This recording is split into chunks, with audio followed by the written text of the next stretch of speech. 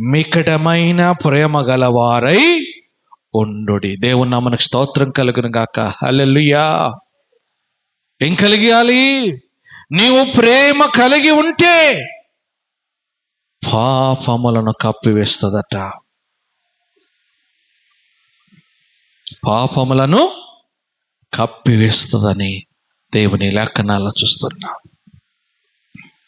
ఒకరి ఎడల, ఇతరుల ఎడల, నీ తోటి వారి కొరకు నీ జీవితంలో నువ్వు ప్రేమ కలిగి ఉంటే, ఆ ప్రేమ ఏ విధంగా కలిగి ఉండాలంటే మికటమైన ప్రేమ కలిగి ఉండాలి.